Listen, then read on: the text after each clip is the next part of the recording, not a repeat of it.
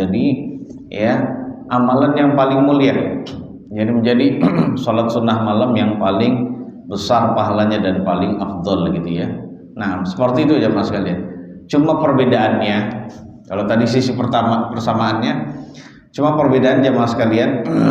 Kalau witir itu kan yang mengganjili jemaah sekalian jumlah dari sholat malam yang kita lakukan. Sedangkan qiyamul lail atau disebut tahajud itu sebenarnya adalah istilah untuk sholat malam yang dilakukan setelah tidur. Ya, setelah tidur, walaupun itu bukan syarat. Artinya orang kalau nggak bisa tidur, melek-melekan gitu, misalnya dia sebagai security rumah pribadi atau security mana gitu, atau dia kerja malam ronda gitu ya, boleh nggak pertanyaan dia sholat malam? Boleh, nggak masalah, walaupun dia nggak tidur sama sekali. Cuma istilahnya bukan tahajud namanya gitu saja menurut banyak ulama, karena tahajud itu istilah untuk sholat malam yang didahului dengan tidur. Ya kalau nggak tidur ya nggak apa-apa, lakukan saja sholat seperti itu. Kemudian kalau sholat tarawih itu sebenarnya sholat malam juga, diakhiri dengan witir juga. Ya sama-sama keutamaannya kalau dikerjakan di waktu malam sebenarnya, waktu yang akhir malam gitu. Ya kalau sholat tarawih ini adalah sholat malam yang dikerjakan secara berjamaah di bulan Ramadan gitu ya.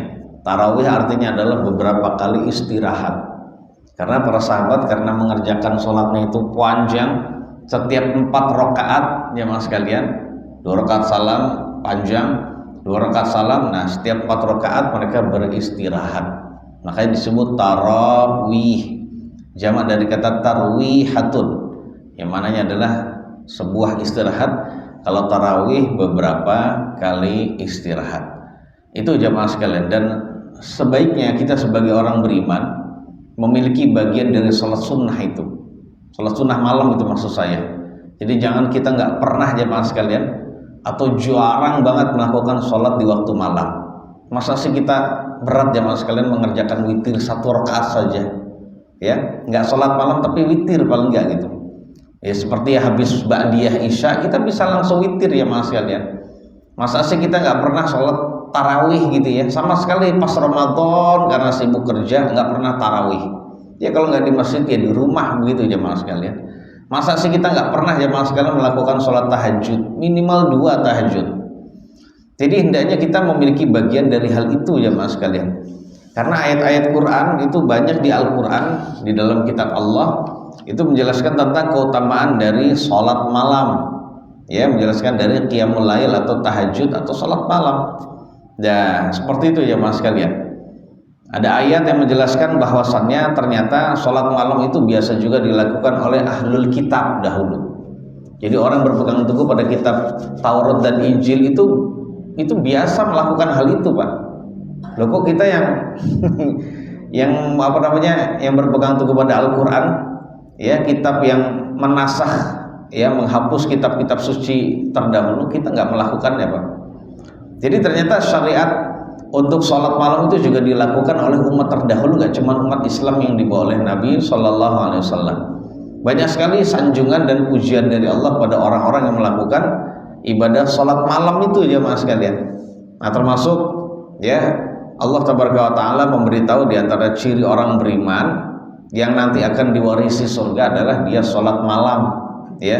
Jadi nggak tidur mulu ya mas sekalian, paling nggak di ujung malam 10 menit sebelum atau 15 menit sebelum kita melakukan, misalnya kalau nggak udah ngantuk itu di awal malam nggak ya, berarti di ujung malam ya mas sekalian, menjelang subuh 15 menit kira-kira itu silakan melakukannya ya mas sekalian, karena nggak ada sholat yang paling utama setelah sholat wajib melainkan sholat malam itu tadi ya.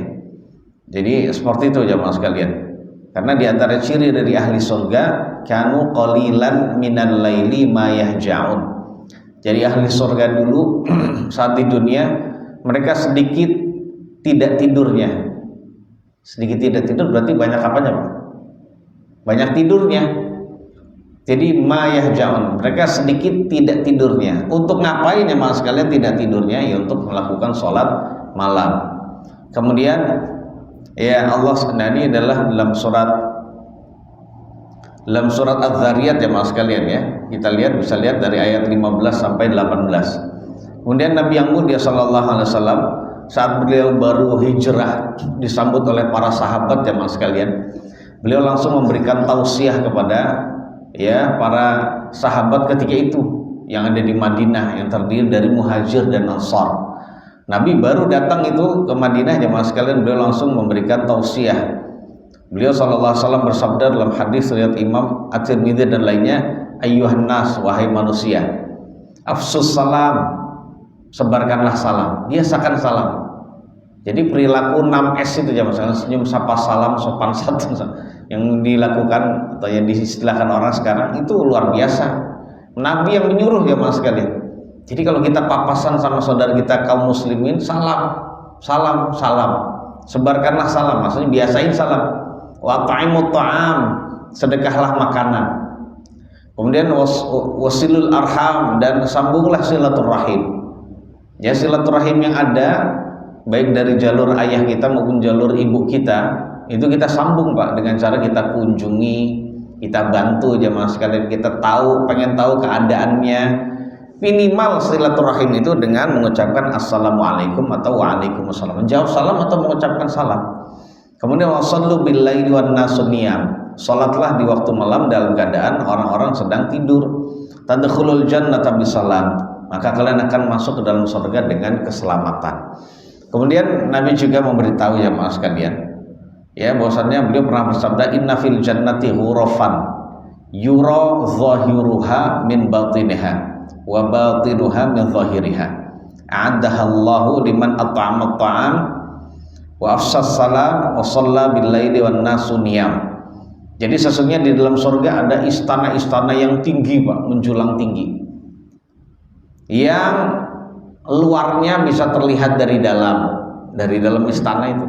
Jadi dari dalam istana bisa kelihatan luarnya, dan dalamnya bisa juga kelihatan dari luarnya Pak. Oh gimana? Transparan ya, gitu kali ya gini. Kemudian yang Allah Subhanahu wa taala sediakan, persiapkan bagi orang yang di dunia pernah sedekah makanan, kemudian pernah mengucapkan salam, membiasakan menyebarkan salam jemaah sekalian, dan juga sholat di waktu malam dalam keadaan manusia sedang niam, yaitu tidur gitu ya. Dan lain-lain jemaah sekalian yang dirahmati Allah, apalagi kita sebagai hamba banyak kebutuhan, banyak cita-cita kita mungkin belum terwujud, maka dengan kita sholat malam sambil kita nanti berdoa setelahnya, atau doa di dalam sholat itu di waktu sujud, itu merupakan waktu yang mustajab jamaah sekalian, luar biasa. Dan lain-lain, intinya keutamaan tentang masalah sholat sunnah yang dilakukan di waktu malam ya. Semoga Allah memberikan kita taufiknya untuk bisa melakukan sholat malam.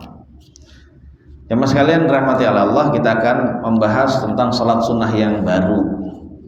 Sholat sunnah, kalau tadi sholat sunnah di waktu malam, sekarang kita akan bahas sholat sunnah yang dilakukan di waktu siang jamaah sekalian. Sholat sunnah ini disebut sholatul duha, yaitu sholat duha. Apa makna duha jamaah sekalian? Duha itu adalah masa gitu ya. Kata para ahli fikih itu, para ulama, ma baina irtifa'i syamsi ila zawaliha. Jadi duha itu adalah masa ya, mulai dari atau antara tingginya matahari jemaah sekalian. Jadi waktu antara tingginya matahari, jadi matahari kalau sudah terbenam kan meninggi Pak, satu tombak dalam pandangan mata, sampai dengan kapan? Sampai dengan zawalnya, sampai dengan matahari belum berada di tengah langit.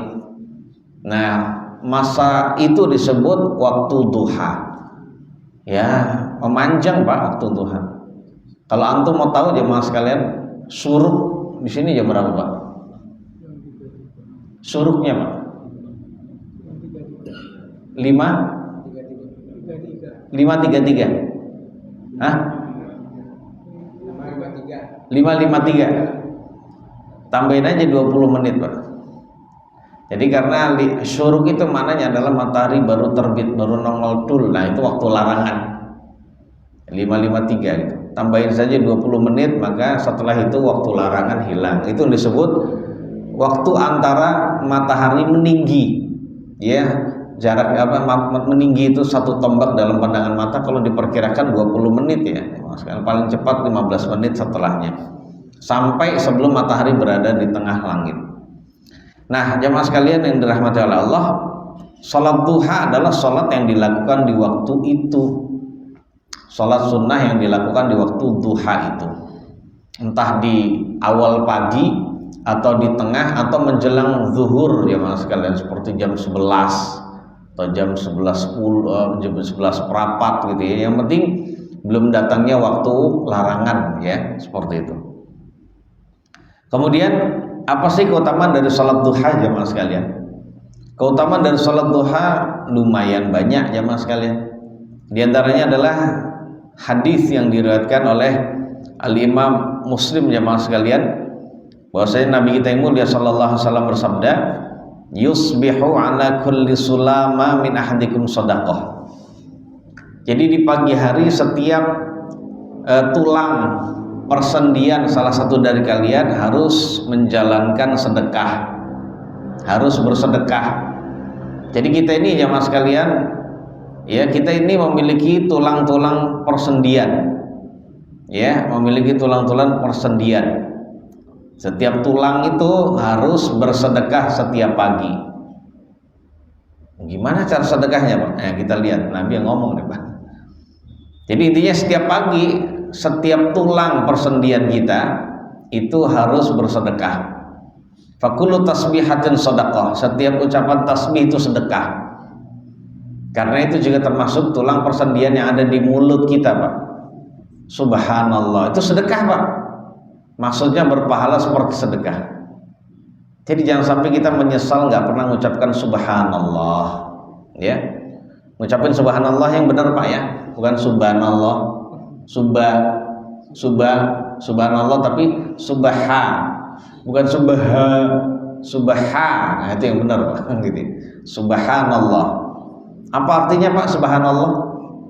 Maha suci Allah. Sambil dihayati itu lebih hebat lagi nanti artinya. Maha suci Allah maksudnya kita hadirkan hati saya menyatakan kebersihan Allah, kesucian Allah dari segala macam cacat, aib dan kekurangan. Ya, segala macam cacat dan aib dan kekurangan. Seperti itu ya Mas sekalian. Jadi sama dengan kita meyakini dengan mengucapkan subhanallah itu saya mengikrarkan kesempurnaan Allah di dalam semuanya. Semua aspek, semua sisi ya Mas sekalian. Itu makna subhanallah ya. Kemudian wa kullu tahmidatin shadaqah. Setiap ucapan tahmid alhamdulillah itu adalah sedekah juga, karena itu menggunakan apa ya, persendian yang ada di mulut kita jamaah sekalian. Alhamdulillah, alhamdulillah, alhamdulillah. Oh, sedekah banyak walaupun kita tidak sedekah dengan uang Pak. Jadi maksudnya berpahala, maksud sedekah adalah berpahala seperti sedekah. Wa kullu tahlilatin shadaqah. Setiap ucapan tahlil adalah sedekah. La ilaha illallah. Bahkan ini termasuk cabang keimanan tertinggi, Pak. Ya, cabang keimanan yang tertinggi ucapan la ilaha illallah dan mewujudkan kandungan maknanya. Wa kullu takbiratin shadaqah. Setiap ucapan takbir Allahu akbar sedekah. Apalagi jemaah sekalian, kita akan ya mudah-mudahan Allah berikan kita umur panjang. Ya, kemungkinan hari Senin itu sudah tanggal 1 Zulhijjah. Ya, kita disunnahkan mulai dari tanggal 1 Zulhijjah untuk memperbanyak takbir. Mulai dari tanggal 1 Pak sebenarnya. Ya takbirnya ya nggak usah pakai pengeras suara, takbir sendiri aja. Allahu akbar, Allahu akbar, Allahu akbar. La ilaha illallah wallahu akbar. Allahu akbar walillahil hamd. Masuk dalam golongan tasbih sedekah ya Mas sekalian. Kemudian atau kalau kita mau gabungin semua subhanallah walhamdulillah wala ilaha illallah wallahu akbar. Wa amrun bil ma'rufi shadaqah. Memerintahkan orang lain untuk berbuat baik itu sedekah. Maksudnya berpahala seperti sedekah. Yuk kita sholat, yuk kita puasa, yuk kita baca Quran, yuk taat kepada suami, yuk sayang kepada keluarga. Itu kan ajakan baik semuanya Mas sekalian. Yuk kita sholat berjamaah. Pokoknya yuk kita ngaji Pak. Ayo ngaji yuk, lama kan nggak ngaji kan. Ya hati itu perlu dicas. Jadi jangan cuma HP doang dicas, ajak orang lain Pak. Terutama keluarga kita, kenapa tidak gitu ya. Kemudian wa nahyun anil munkar shadaqah. Mencegah orang lain dari kemungkaran itu juga sedekah jamaah sekalian. Jadi jangan pacaran, jangan apalagi Pak, jangan berzina, jangan mengkonsumsi khamr, jangan terpengaruh narkoba. Pokoknya ucapan apapun, jangan nakal, jangan khianat. Pokoknya dicegah, baik mencegah dengan mulut maupun dengan apa aja mas sekalian, dengan perbuatan, ditarik tangan, jangan gitu. Nah gitu ya. Itu kan mencegah jamaah sekalian, itu adalah sedekah luar biasa. Walaupun yang diperintah dan yang dilarang nggak nurut sama kita, nggak mau melaksanakannya, dengan sekedar ngomong saja sudah sedekah. Lu enak kan Pak. Kemudian wa yujzi'u min dzalika rak'atan yarka'uhuma min adh-dhuha. Dan sedekah-sedekah yang begitu banyak itu ternyata tercukupi jemaah sekalian kalau kita melakukan sholat 2 rakaat di waktu duha. Jadi sholat di waktu duha itu bisa membandingi macam-macam sedekah-sedekah dari lisan gitu ya. Apa namanya, sedekah dengan sedekah dari tulang persendian yang ada di mulut kita, sedekah yang kita lakukan dalam yang lainnya mas sekalian. Jadi banyak sekali.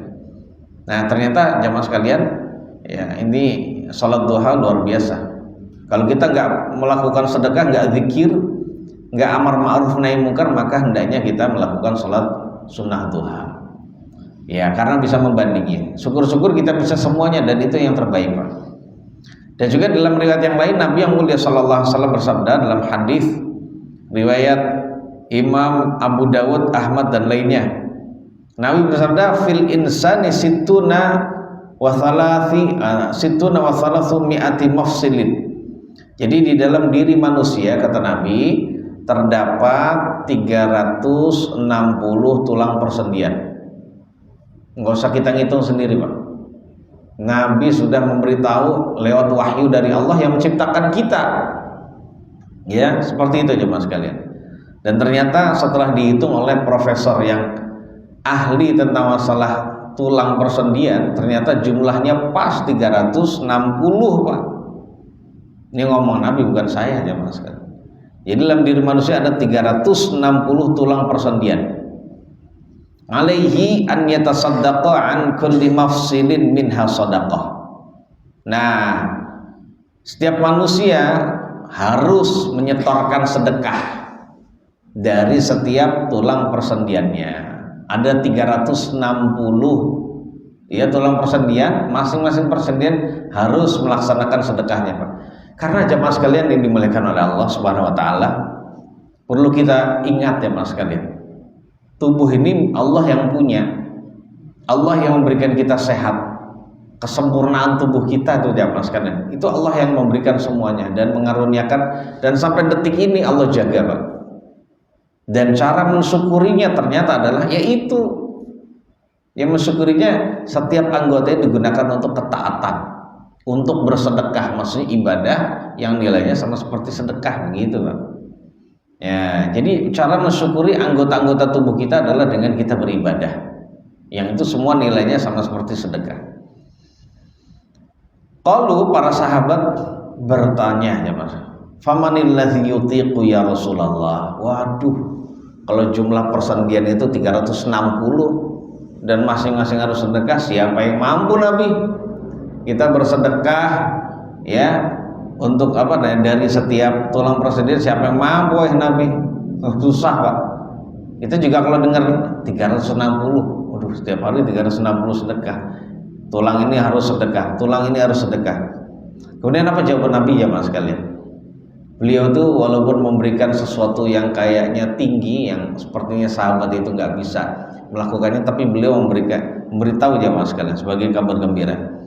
An-nukhamatu fil masjid yadfanuha awi syai'u yunahihi 'anit tariq fa illam yaqdir farak'atad duha tujzi'u anhu.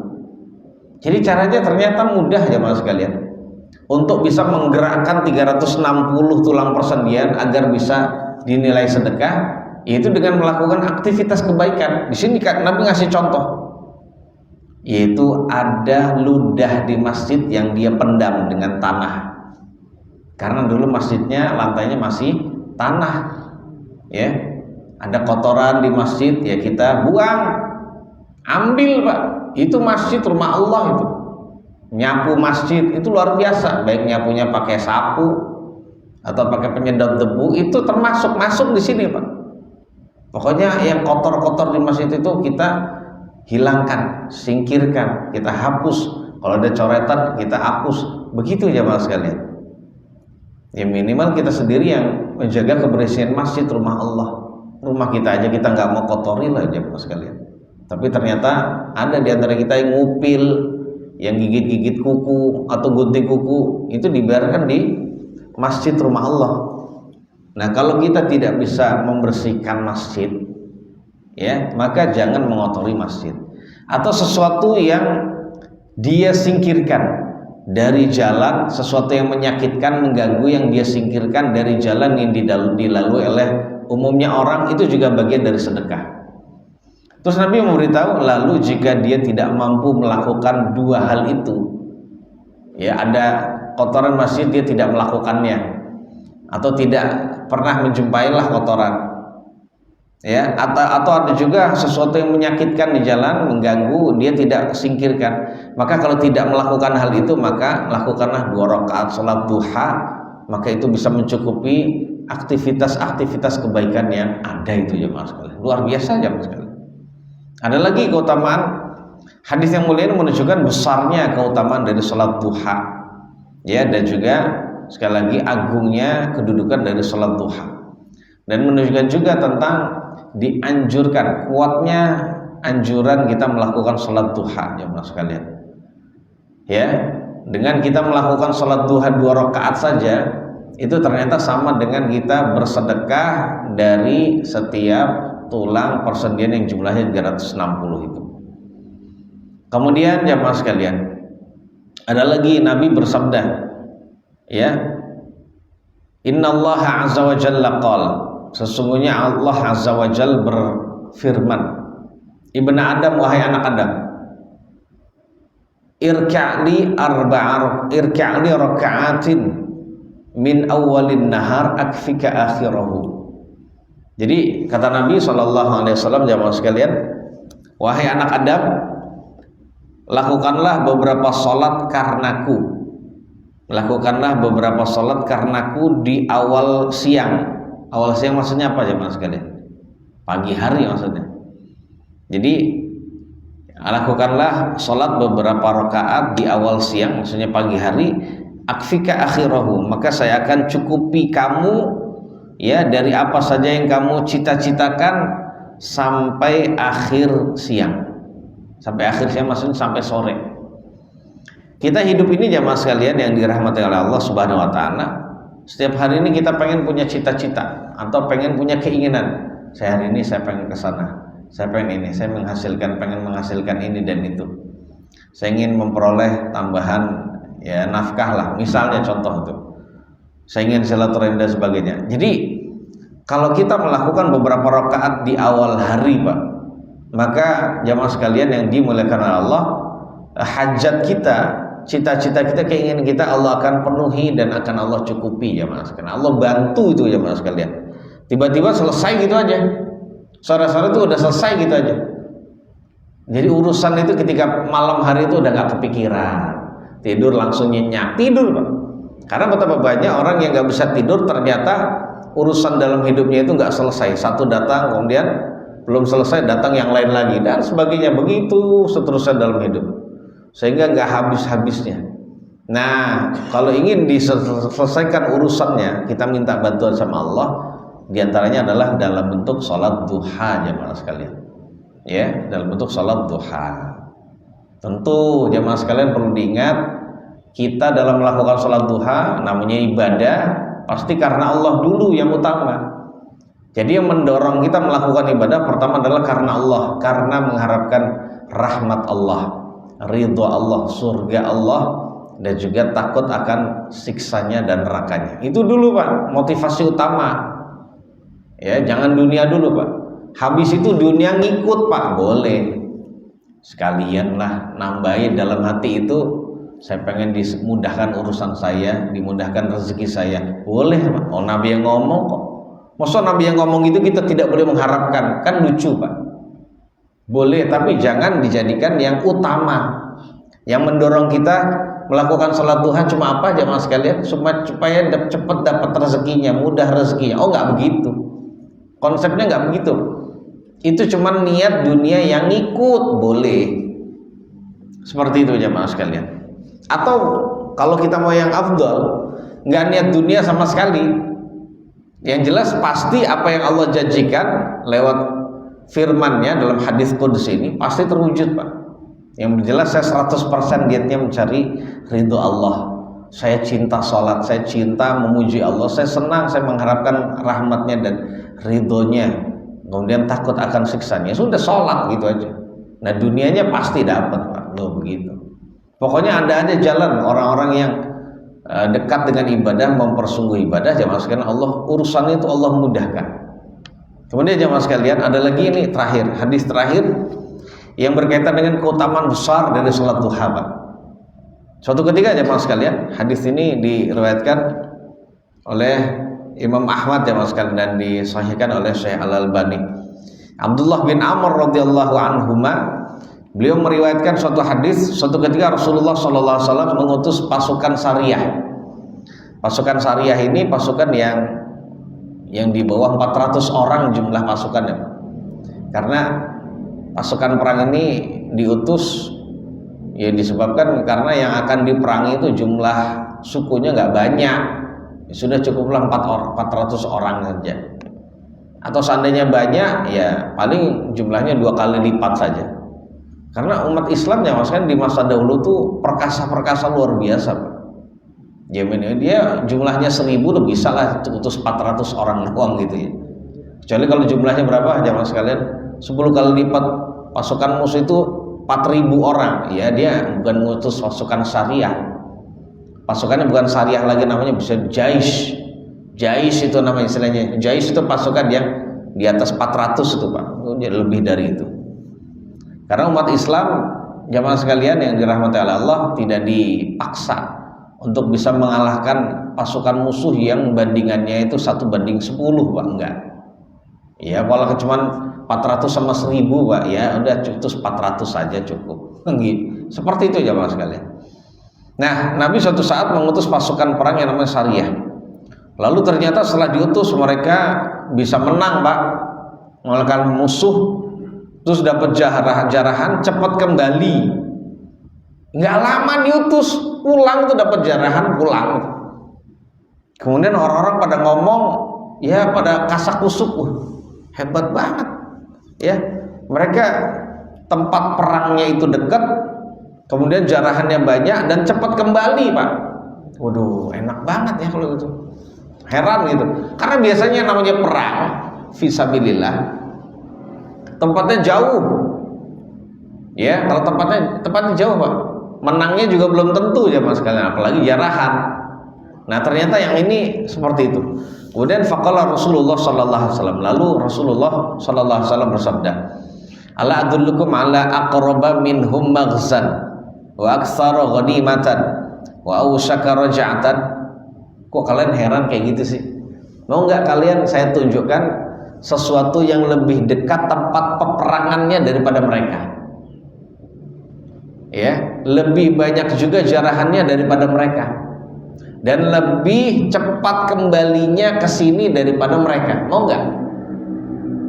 Jadi tempat perangnya lebih dekat dari mereka. Kemudian jarahannya lebih banyak daripada yang mereka dapat. Begitu juga lebih cepat kembali daripada mereka. Man tawaddo'a thumma ghada ilal masjidi li subhatid duha fahuwa aqrabu minhum maghzan wa aktsaru ghanimatan wa awshaku raj'atan.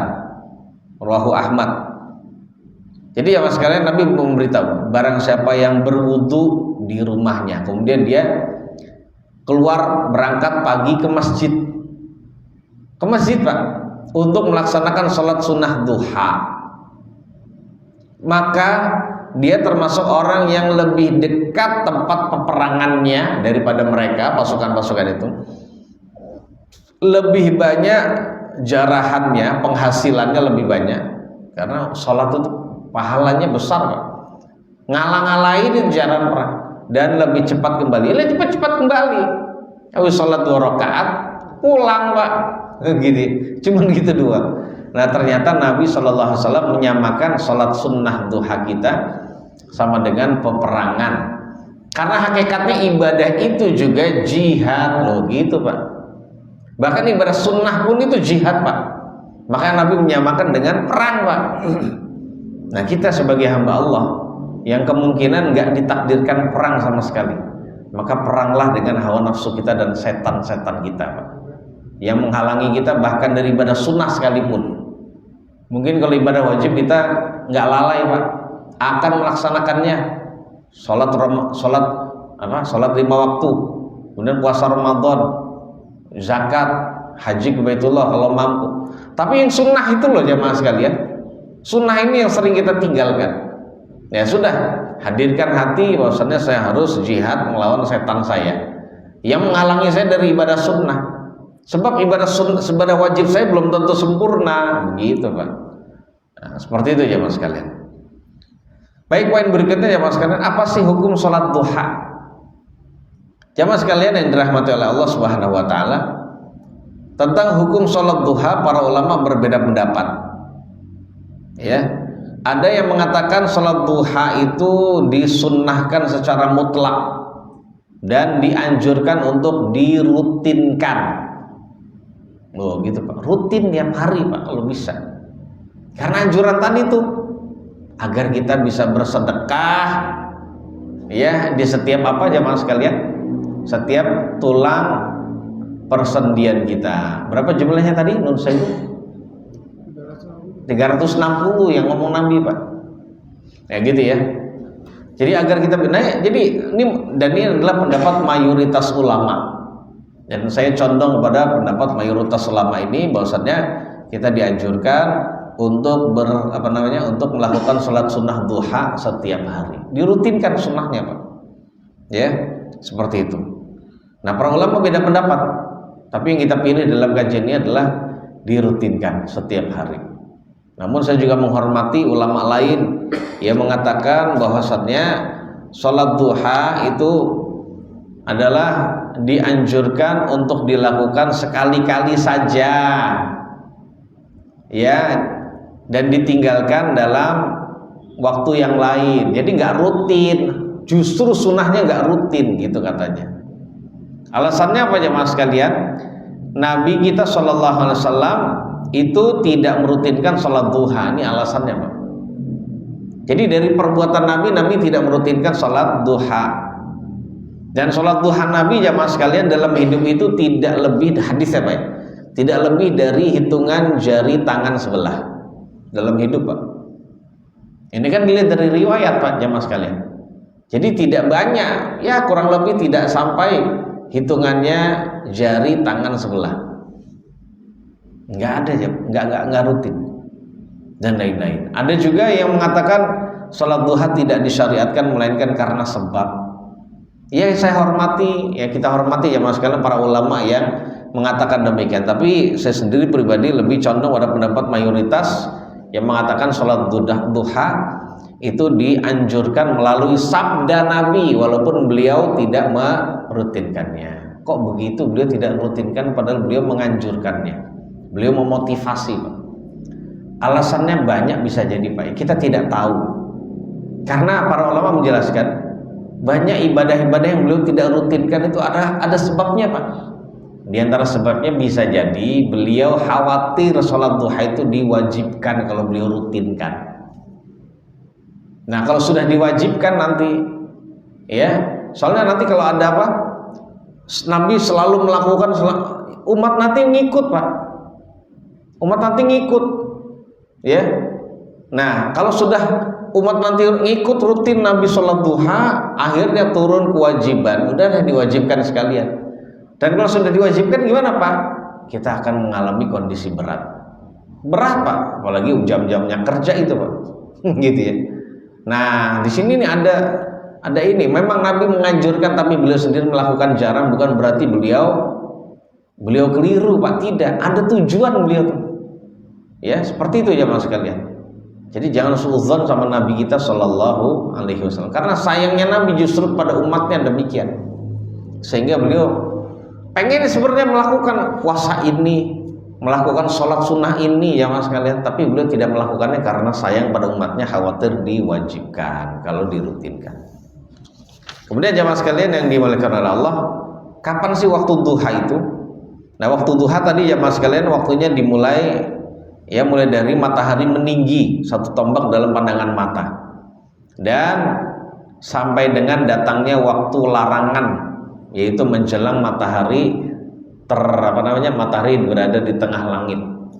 Sebelum itu waktu duha panjang, kira-kira berapa jam tuh? Mulai dari jam 6:15 sampai dengan setengah 12, 11:15 lah ya. 5 jam. 5 jam lama Pak. Lama ya Mas sekalian. Monggo kita mau milih waktunya kapan saja. Dan waktu yang paling afdol adalah ditunda Pak. Ditunda sampai waktu matahari itu ya Mas, sampai matahari itu meninggi dan itu dirasakan panas oleh tubuh kita. Kalau di zaman dulu, karena dahulu itu padang pasir ya Mas sekalian. Ya, itu dirasakan panas oleh telapak kakinya anak-anak onta, Pak. Karena Nabi yang mulia Shallallahu Alaihi Wasallam bersabda di dalam hadis riwayat Imam Muslim, Ahmad dan lainnya, "Sholatul awwabina hina tarmidul fisal." Jadi sholat awwabin ini istilah lain dari sholat duha. Nama lain dari sholat duha adalah sholatul awwabin. Itu sholatnya orang-orang yang ahli tobat.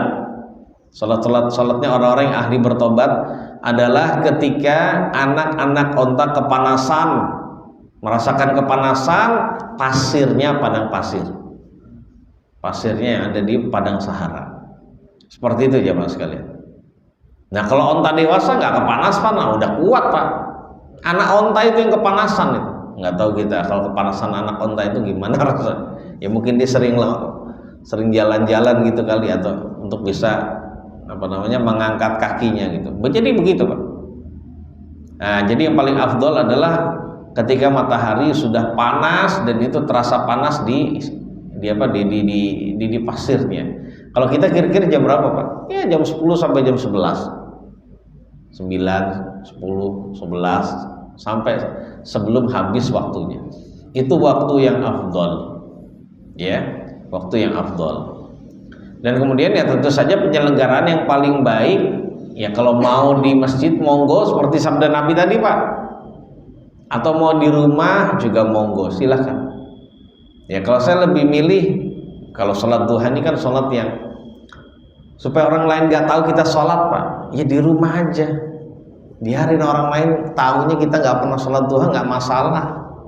Yang penting kita melakukan sholat dan Allah tahu, pahalanya tuh dilipat gandakan insya Allah. Kemudian berapa sih jumlah sholat duha jamaah sekalian? Jadi jamaah sekalian, para ulama tidak ada silang pendapat, tidak ada perbedaan pendapat tentang jamaah sekalian, anjuran sholat duha paling sedikit itu 2 rakaat. Semuanya sepakat, nggak ada yang 1 rakaat. Nggak ada yang bilang sholat duha paling sedikit 4 rakaat, nggak ada. Jadi semua ulama sepakat bahwasanya sholat duha rakaat yang paling sedikit adalah 2 rakaat. Karena Nabi tadi bersabda Pak, wa yajzi'u min dzalika raka'atani yarka'uhuma minad duha. Iya, namun kalau nggak bisa melakukan sedekah-sedekah tadi kata Nabi, cukup seseorang melakukan sholat sunnah 2 rakaat di waktu duha, itu bisa menyamai semuanya itu tadi, menyamai sedekah-sedekah yang tadi disebutkan itu. Nah, dan itu yang paling sedikit Pak. Kemudian pertanyaannya yang paling banyak berapa rakaat paling banyak jemaah sekalian? Nah, ini juga para ulama beda pendapat. Bukan beda pendapatan Pak ya. Kalau beda pendapatan itu kita Pak.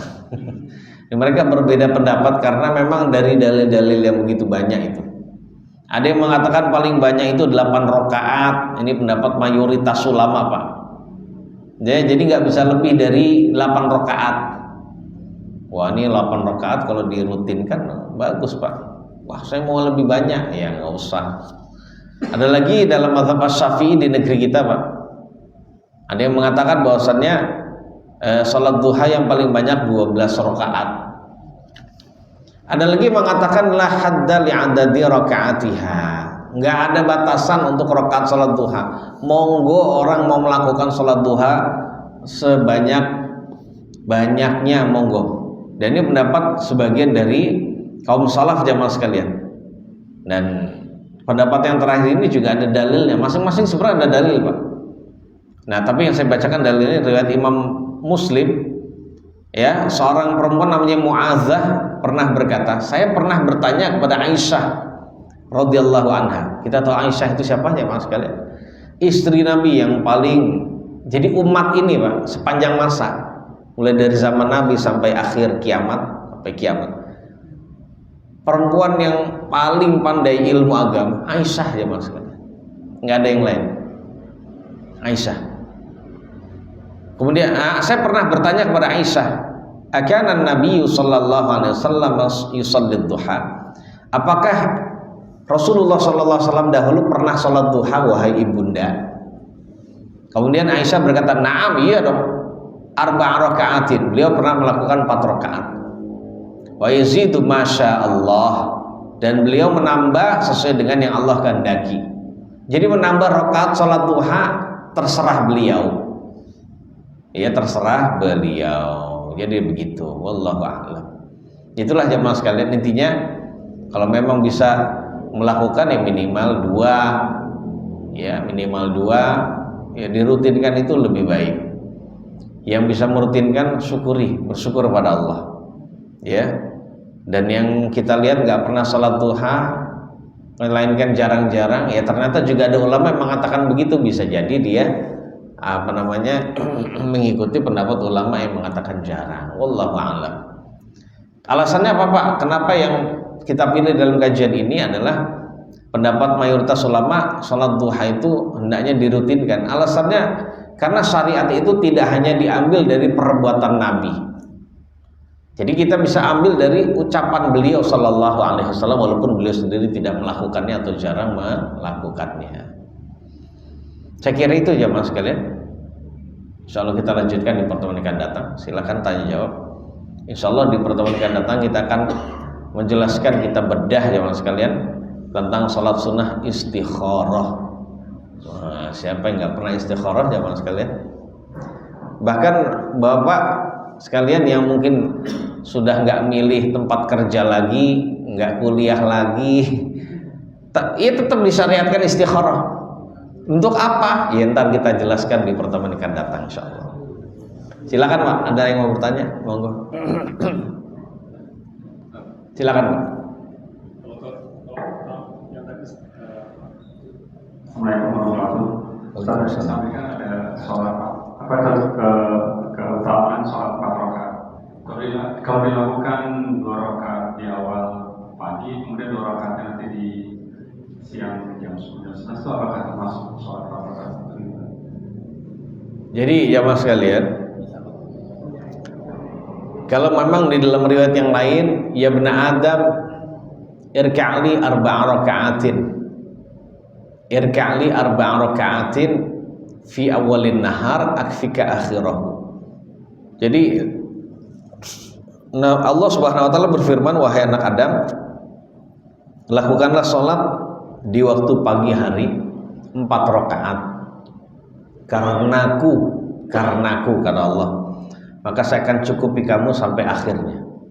Saya akan mudahkan urusanmu sampai akhir siang, maksudnya sampai sore.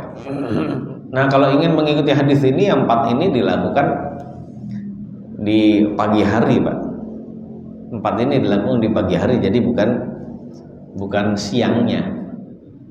Ya kalau antum mau nambah siang nanti ya monggo saja, tapi 4 itu yang dilakukan di waktu pagi.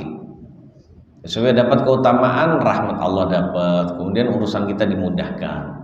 Ya, ini bisa kita lakukan ya mas sekalian. Misalnya antum berangkat kerja jam 7, ya bisa setengah 7-nya sholat duha di awal pagi.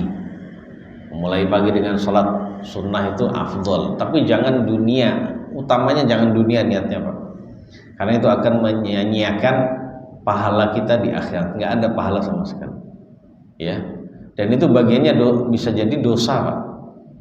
Nggak dapat pahala terus dapat dosa Pak. Iya, karena dia dompleng dunia full dalam masalah ibadah yang harusnya itu untuk Allah, tapi ternyata dia untuk dunia. Ini pengertiannya adalah kalau dunianya itu yang memotivasi dia dunia, dan ternyata dunia nggak ada sama sekali niat untuk dapat kebaikan akhirat. Ya seperti itu. Nah kalau ingin yang kemudian ya mas sekalian, kalau ingin dapat waktu yang utama dari sholat duha, ya sudah kita lakukan lagi di waktu siangnya, kan nambah boleh.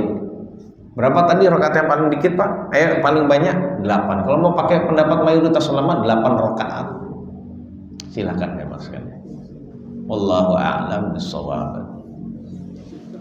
Ada lagi Pak? Silakan. Ada doa khusus Pak. Bentar Pak. Silakan Bapak dulu. Doa ada kunjungan doa khusus ba'da sholat duha. Iya baik. Ini pertanyaan bagus. Adakah doa khusus, zikir khusus yang dibaca oleh Nabi SAW setelah sholat duha? Dalam hadis riwayat yang diriwayatkan oleh Imam Abu Daud dalam kitab Al-Adabul Mufrad, itu ada doa khusus yang dibaca oleh Nabi. Beliau membacanya kalau nggak salah 100 kali Pak, yaitu berbunyi Rabbighfirli wa tub 'alayya innaka antat tawwabur rahim. Rabbighfirli wa tub 'alayya innaka antat tawwabur rahim. Jadi seperti itu. Atau mau baca doa apa saja silakan, nggak ada doa tertentu.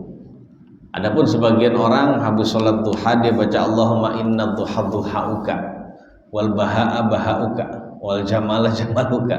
Ada gitu Pak? Pernah dengar nggak zaman sekarang?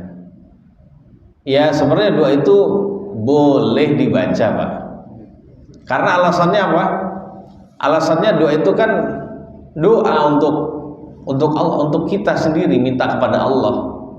Tapi yang harus diingat, ini bukan sunnahnya baca doa itu. Artinya tidak ada contoh dari Nabi baca doa itu. Kenapa kita katakan boleh? Karena itu kan boleh dibaca seperti doa yang lain, sama. Cuma kalau meyakini bahwasanya ini sunnahnya nih dibaca setelah habis sholat tuh, kata-kata sunnah itu yang tidak boleh. Kalau kita katakan ini boleh dibaca, itu beda Pak. Kalau sunnah itu kan sandarannya kepada ajaran Nabi, padahal Nabi nggak menganjurkan membaca doa Allahumma inna duhauka wal baha, enggak. Jangan sekali. Justru yang dianjurkan Nabi itu adalah tadi mengucapkan, yaitu tadi Rabbighfirli wa tub 'alayya innaka antat tawwabur rahim. Itu adalah bagian istighfar Pak. Jadi kata-kata Rabbighfirli, Rabbana ighfir lana itu istighfar Pak, minta ampun kan. Wahai Rabbku ampunilah aku. Jadi istighfar itu tidak hanya astagfirullah. Istighfar itu kata-katanya bisa Rabbighfirli, bisa Rabbana ighfir lana, bisa kata-katanya ghufranaka, Allahumma ghufranaka. Ya habis keluar dari toilet Pak, apa baca kita Pak? Itu istighfar. Kemudian zikir pagi dan petang sayyidul istighfar, rajanya istighfar, apa ucapannya Pak? Allahumma anta rabbi, itu juga istighfar ya Mas. Jadi istighfar tuh sigotnya banyak. Jadi sigotnya istighfar itu nggak cuma satu astagfirullah saja. Jadi demikian. Seperti itu jawabannya Pak. Tadi jenengan nanyanya tadi apa ya? Lupa. Oh doa khusus ya Pak, ya Masya Allah. Doa khusus. Antum mau zikir yang lain boleh, tapi kalau ingin sesuai dengan contoh Nabi SAW itu tadi bacanya adalah itu tadi. Bahwa yang lain juga boleh. Mau doa boleh, mau zikir yang lain boleh, ya bebas Pak. Mau habis salam langsung pergi Pak kerja, ya boleh juga, nggak apa-apa, nggak masalah. Ada lagi monggo Pak. Antum silakan Pak. Bisa bahas surat mutlak Pak. Silakan Pak. Kenapa yang Bapak? Bisa apa? Surat mutlak waktunya dan kapan? Ya, sholat mutlak kita sudah bahas waktu itu, yaitu sholat sunnah yang mutlak. Mutlak itu maknanya adalah terlepas, tidak terikat dengan kondisi apapun, sebab apapun, dan tidak ada batasan rokaatnya. Artinya kita bisa melakukan sholat sunnah ini sesuai dengan kemauan dan kemampuan kita, bebas. Jumlahnya terserah. Baik jumlahnya kita tentukan, saya pengen sholat 100 rakaat sholat mutlak, boleh. Tata cara yang terbaik 2 rakaat salam, 2 rakaat salam, 2 rakaat salam sampai 100 rakaat. Boleh juga kita tidak meniatkan sholat jumlah rakaat tertentu. Udah saya sholat semampu saya, secapek saya. Selesai sholat ditanya, tadi kamu udah sholat berapa? Nggak tahu ya. Sampai jam 11 Pak. Sampai jam 11. Dia sholat dari jam 7 pagi sampai jam 11, contoh Pak ya. Ketika ditanya, nggak tahu berapa. Itu juga nggak apa-apa, boleh. Nah, ketika kita, karena ada orang yang memang kelebihannya itu senang sholat Pak, diberikan apa?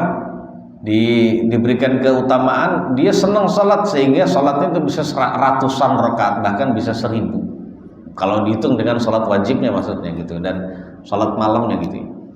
Ada yang seperti itu ya mas sekalian ya. Namun ketika datang waktu larangan, berhenti Pak. Contohnya habis sholat, sebelum antara zuhur dan asar, ba'diyahnya udah 4, habis itu sudah mau sholat lagi, boleh nggak? Silakan. 2 rakaat salam, 2 rakaat salam, 2 rakaat salam. Habis sholat asar ya adzan berhenti.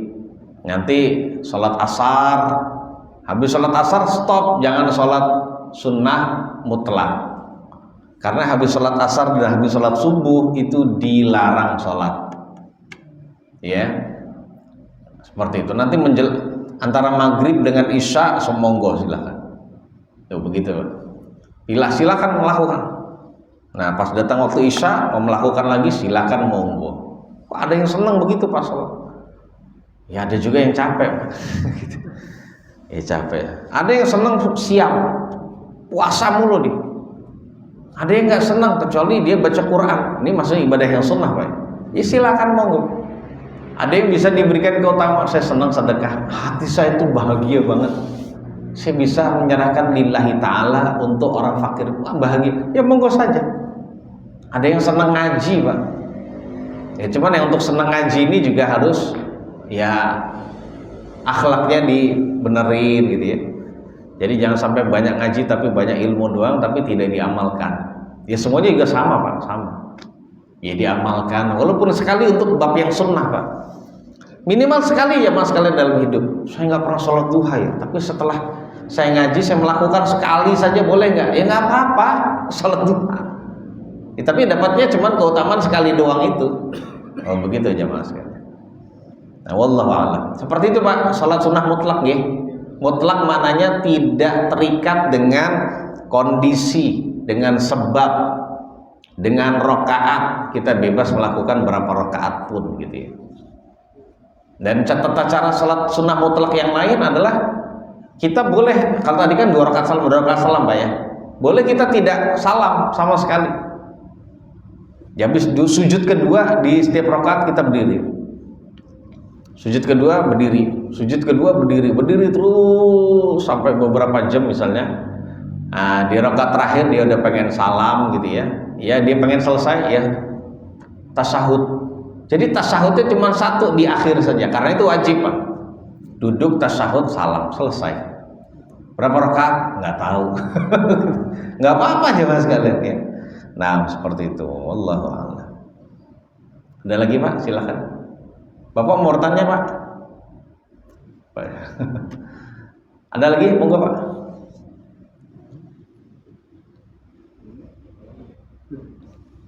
Mas mau nanya barangkali.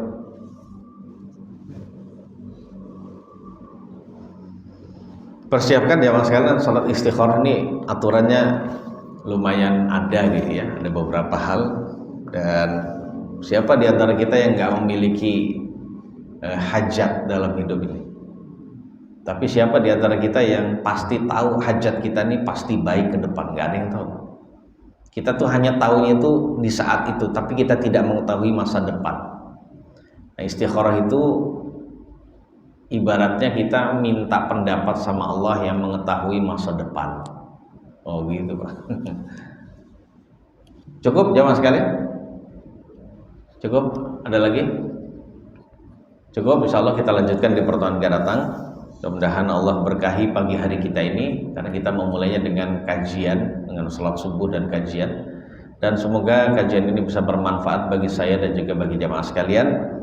Ada kekurangannya, mohon maaf yang sebesar-besarnya. Subhanakallahumma bihamdik, asyhadu an la ilaha illa anta astaghfiruka wa atubu ilaik. Assalamualaikum warahmatullahi wabarakatuh.